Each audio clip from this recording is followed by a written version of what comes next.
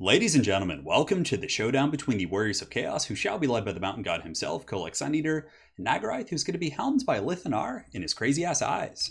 So as far as the build goes, here in the front line, we're going to be doing something a little bit different. So against the High Elves, I typically don't bring the best front line. I just bring Marauders and maybe like one or two Chaos Warriors, but in this case, we're going to be using Marauders, which, they're very good at taking a beating for the Dark Gods. They have shields against Archers and Lothran Seaguard and things like that. But more importantly, they're just going to be supporting the Chosen with great weapons. So Chosen, these guys are pretty meaty. 120 armor, 48 melee attack, 46 melee defense, and 50 weapon strength. These guys are going to be able to beat all of the High Elf infantry. Spearmen, White Lion, Sword Masters of Hoeth, Phoenix Guard, they will give them all the business. So Chosen with great weapons, pretty strong. However, you have to be careful. For example, if they have like a Star Dragon or some really hard-hitting Sisters of Avalorn, these guys don't have shields, and obviously they're very vulnerable against breath attacks from the Star Dragon. So it's a little bit of a risk, but nonetheless, if they're able to fight unimpeded and just grind out a long battle, they're just going to do so good. So that's going to be the front line. It's going to be 3 Marauders and 2 Chosen with great weapons. Now, this is another tool that is pretty much a must against the High Elves. Now, Gorby's chariots are obviously very powerful against armor, but you don't really need them. Standard Chaos chariots cost quite a bit less. I think it's like 300 or 400 less. And these guys have bonus first infantry, a great charge bonus. They have enough mass to pull through the front line of spears and white lions and get into those archers. Chaos chariots are a must because it's a little bit tough to get into the High Elf back line. Sometimes they're going to be having, their spears everywhere. They have the big monsters, all kinds of spooky stuff going on. But the Chaos chariots can just pull through the front. They can do some work. And at the very least, they serve as a distraction. Sometimes people allocate more resources than they need to chase these guys down. And yeah, ultimately, I think they're a very solid pick. We do have a Deathcaster, Spirit Leech, and Fate of Buna. Always the fun stuff there. And yeah, it's just so good against High Elves. Dragon Princes, monsters. There's so many good targets for Spirit Leeches as well as Fate of Buna. So I think that this guy's a must as well. On the flanks, we do have 2 groups of Chaos Knights. Now, this is going to be something else that we're trying out. 2 Chaos Knights, and neither of which are going to be Lances. We're going with the Sustained Combat variant. So these guys have shields, so they're going to be somewhat durable against Sisters and Archers. Look at that massive moonbow coming in from a Lithanar. Good thing I kind of juked that at the last second. But anyways, the Chaos Knights here, good combat stats. They're kind of like Mounted Chosen with less AP. So they have 44, 50, and 40 for their respective combat stats. Not the best charge bonus compared to Lances, but if they get stuck in a heavy fight against Dragon Princes or any sort of infantry unit, they're going to be much better in the long run, just kind of sitting and fighting. So I'm going to be trying these bad boys out. We have 2 groups of them, one here and one on the far side as well. We got some Chaos Poison Warhounds, and that is pretty much it for my force. So relatively elite. 2 Chaos Knights, 2 groups of Chosen with great weapons, Kolek. Things are going to be getting pretty wild. And for the forces of Falcon, of course, he loves his dragons. So he does have the Star Dragon up here in the sky, the father of dragons himself. And here on the ground, he does have the Storm Riders. So these are going to be the Lothran Seaguard Arwar. These guys can run and shoot. They have anti-large. They're kind of an interesting counterpick, in my opinion, maybe against like, let's say, Marauder Horsemen. So if I had a bunch of Marauder Horsemasters or Horsemen, which is somewhat common to deal with a lot of the High Elf threats, these guys would be able to run and shoot. And if I decide to countercharge them, they of course can brace and are pretty competent in melee. So he does have those. He also has some Shadow Warriors. Shadow Warriors, another answer against my Riders. So for example, if I brought a bunch of Riders, because I typically do, and Falcon and I played a couple times, and in the past matches, I did bring a lot of the, and this is a while back, but I did bring quite a few Marauder Horsemasters and Throwing Axes. So these guys are a pretty good answer against that, and some Shadow Walkers. So trying out Lithanar's own. So we're going to see how these bad boys do. They have poison and melee as well as their ranged attacks. And I like that he didn't go too all in on the Shadow Warriors because they are a very expensive unit. But bringing one as kind of a poison utility unit, not a bad idea.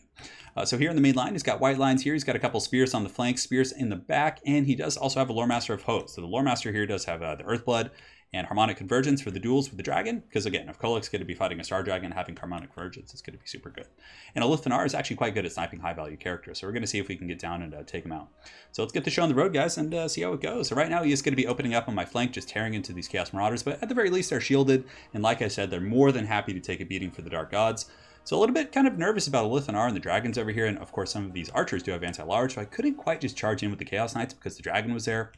And it looks like there's going to be some witchcraft here. So Lithanar is going to be summoning his clone, but the Missile Fire really is taking apart my Chaos Marauders. They're already down to 40% HP, so it's going to be a little bit scary. My other Chaos Knights are going to be kind of waiting in the shadows here, and I am doing a little bit of harass with the chariots, but the dragon was very close by, so I will be pulling back and then taking that long haul up and around, trying to get into the back line and seeing if we can get some value. Now some hounds are going to be bull rushing in. I just figured, hey, let's get aggressive. Let's shut down the archer fire a little bit, and we might get a couple kills even. So we just charge in there, and the Chaos Knights are also going to be charging in, and it's into archers, and some of them weren't braced, so we are able to get some damage right there. And like I said, they're decent sustained combat. So right here, Chaos Knights are going to be fighting the other group of Chaos Knights. Falcon has a very good shield wall, so he's made these spearmen, in a very, very good position to keep me from getting into the back line. But if somebody does this, just look for other openings here. So we have these white lines in the back, so we're going to be charging in an apocalyptic charge coming into the back of these guys. We do also get a fat Fate of Buna on top of the white lions, which are one of his more durable infantry units. In the meantime, this fight went pretty badly over here. These Chaos Knights are going to be pulling up and around, doing the long kind of around here to try and get into the archers. But the chariots were able to kind of circumvent his defenses, get into the back line. I have Marauders and Chosen with great weapons who will be dealing with these spears. Now we're going to be getting some good pressure. The dragon is going to be chasing, probably getting a couple kills, but we are able to get into the Shadow Walkers, which is a lot of value. Those guys are very expensive. And the dragon is attacking these guys, which is great. He's not attacking Chosen. He's not attacking Chaos Knights. He's not going after Kolek. He's just chasing after these haggard little chariots, which are going to be doing a good work. They actually break these white lines right here. It actually looks like they got terrified by Kolek.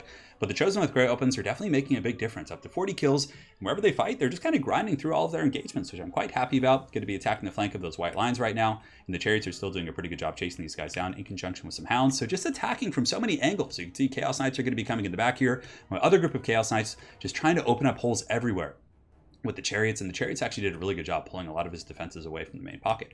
In the meantime, Kolek is going to be having a duel with the Shadow King, so the Shadow King is trying his best here. He's running and shooting. Kolek hasn't gotten too much damage in, but over the course of a couple more attacks, Kolek should be able to kind of beat this guy down. He does club him and does some really good HP damage, and the Chaos Knights get a fat, just angry charge into the back here, just surging into these high elf forces. And the spears are holding, but they're fighting against Chosen with great weapons, and even if I do lose the backline fight, I still have very healthy Chosen right here. These guys are in perfect health, and Chosen are just so tough to grind out in the late game. There's not too much AP left aside from the Star Dragon, but the Star Dragon is doing a pretty good job chasing off the chariot. So these guys are down to 2 models. Looks like the dragon might be able to kill another one, but the other one still does have 3 models, which is going to be good. Pretty much full fighting capacity, so they should be able to come back. In the meantime, Kolek's going to be jumping on a Lithanar again, and he's able to just beat the brakes off the Shadow King. The Shadow King isn't a bad duelist in melee, but against Kolek, it's going to be tough with all that armor and mass. Chaos Knights are just going to be charging about, just getting a decent little push here into some of these spearmen. And again, they're not lances, so the charge bonus isn't going to be as crazy, but once they are in sustained combat, they will kill quite a bit faster. Lithanar releasing his las cannons here on top of Kolek Suneater, who is going to be pulling back, but the Chosen on the low ground doing very good. 71 kills right here and 62, and they're just kind of grinding through the white lines and these other troops. The other group of chariots is coming back here, but it looks like a huge breath attack coming in from Falcon. Beautiful stuff. He's able to just Shrek the Chosen. So this was what I was worried about pretty much the entire game. But you can see here, they're just like lagging with how much is going on here. But the chariots are going to be getting in there, doing some work as well. So yeah, just a lot of pressure from all angles. We have some Chaos Knights coming back. We do also have some Chaos Chariots. The other group of Chaos Knights is going to be just hammering into the back of these Spearmen with Kolek, which is definitely going to be pretty powerful. And Lord of the Storm from Kolek is going to be getting dropped on this very bunched up group of white lines right here, taking about 7 or 8 models with him. In the meantime, the Dragon is going to be trying to assassinate my caster. The bounce bar is actually pretty even. He still has a lot of troops in the back. It looks like he has some Spearmen here who could potentially pin up my forces.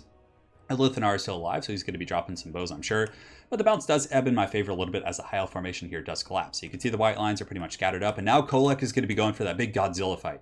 So he's going to be fighting the dragon, but it's looking a little bit better. I actually have chariots kind of pinning it in here. We have spirit leeches, I believe, but it looks like that's going to be a harmonic convergence, which is going to make him, a pretty good duelist. I mean, 89, 86, 580. I mean, that's better combat stats than Kolek. Granted, Kolek does, of course, have a bonus for large. In the meantime, just using my Chaos Knights to kind of charge around the back, go after some spearmen, some of these other troops, using Marauders as well to chase infantry off. And the Chosen are going to be anchoring my forces, which is going to be quite nice. And the Dragon is just being attacked by a caster from so many angles here. And Kolek, the Mountain God, is just a specialist against large targets. And of course, Spirit Leech is going to be coming in. Lithanar is still alive over here, and he was doing some pretty good damage, but I did notice him. He was a little bit sneaky here in the forest, so I get some Poison Hounds in my Chariots. Chariots obviously pretty terrible against single entities, but I'm just trying my best to finish him off and get him off the battlefield just with sheer bodies. And it looks like Lithanar might be crumbling right there. In the meantime, the Star Dragon is going to be going down to the Mountain God, and I think there's still a Lore Master of Hoeth somewhere in here. Yeah, that's one of the reasons why the bounce power was even. He's a pretty powerful character. But the Dragon is going to be falling. Kolek Suneater is able to club this guy. And I mean, I guess he's a dragon as well. He's like a dragon ogre, right? So he's the best of both worlds. He has all the haggardness of the ogre kingdoms and the glory of the dragons. So we are able to clean that up, and from there, that is going to be army losses for the High Elves as the Lithanar is swamped by a bunch of hounds. That's going to be all she wrote. So well played. He obviously brought some very, very fun units there with the Shadow Walkers, but it was a lot to protect. My build had a lot of aggression there with the Chaos Knights and the Poison Hounds and things like that. But yeah, we were able to get into the back line. The Chariots were pretty solid. They were able to kind of pull the Dragon away from the main line there. And the Chosen with Great Opens, I think, were the X factor that did pretty well. Because the past couple times I've played him in this matchup, I've often lost the frontline engagement, just bringing like Marauders and stuff like that. At which point the white lines are kind of like tar pitting my cav and just all over the place.